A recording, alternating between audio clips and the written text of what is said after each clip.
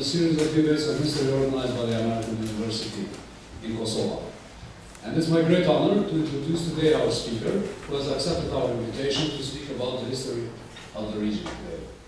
Dr. Ivo Banac is a distinguished historian of the former Yugoslavia.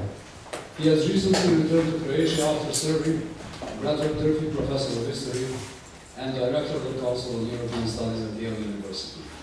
Currently, he teaches at the Department of History of the University of Zagreb. The title of his lecture today is The Evolution of Yugoslav Communist Ideology on Matters of Federal Structure and National Identity. His academic work includes writing on nations and nationalism in the former Yugoslavia and Eastern Europe, relations between former Yugoslavia and the USSR, national questions in the former Yugoslavia, history of Croatia, history of Bosnia and Herzegovina, and others.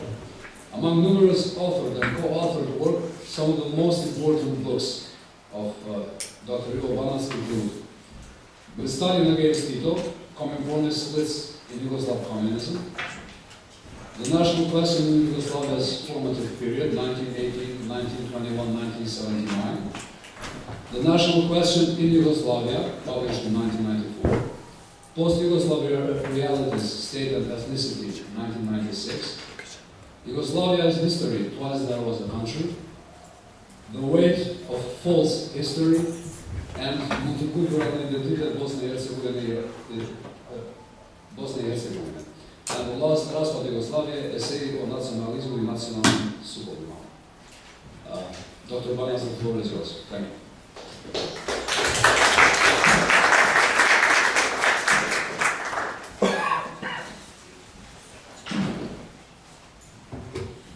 Thank you very much, ladies and gentlemen. I'm very pleased to be here to accept this very kind invitation of the American University in Kosovo to speak on, it was said, a historical subject. So I had to screen through my metal detector things that would be sufficiently weighty for the occasion, bearing in mind that I'm not speaking to just any audience, that I'm speaking specifically to an audience in Pristina, and that I would try to, touch on subjects that might be still of some relevant intellectual interest. I'm not certain that I chose the best topic. This remains to be seen. I have gone over some well-trod ground with an aim of extracting some new comments on it, but we shall see. In any event, you will have an opportunity to confront whatever I come up with after this presentation, and we can do that not limited to my remarks, because I think we can spread many of these issues to encompass other related areas of interest. You have heard that the title is The Evolution of Yugoslav Communist Ideology and Matters of Federal Structure and National Identity. That is a very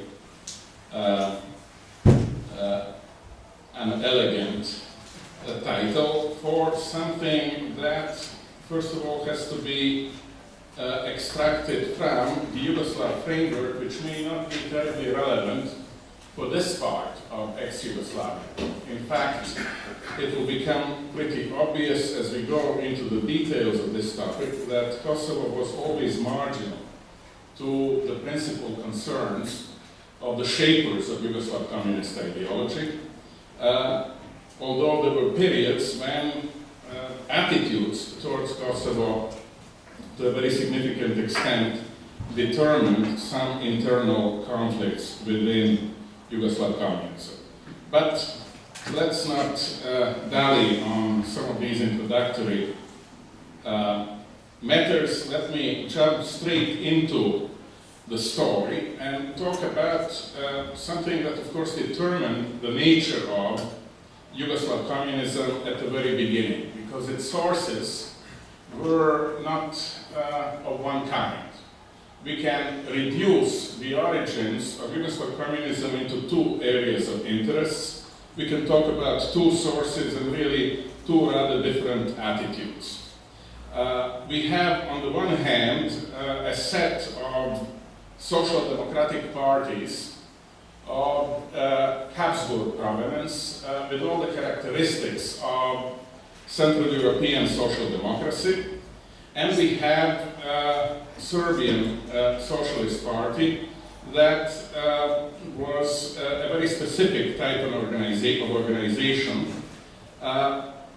ideologically closer to some of the attitudes connected with Leninism, but really structurally more Kautskyite, dogmatist in structure, than anything that Lenin and the October Revolution were proposing in 1917, 1918.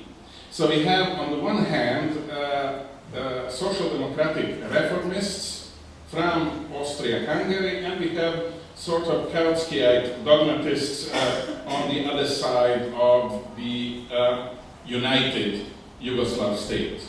They were in addition separated by various appendant attitudes. For example, these Austro-Hungarian, basically Slovenian and Croat socialists were in terms of attitude toward the question of identity in the South Slavic area, basically unitarists. They believed that the South Slavic population of this new state really were part of a single new Yugoslav nation.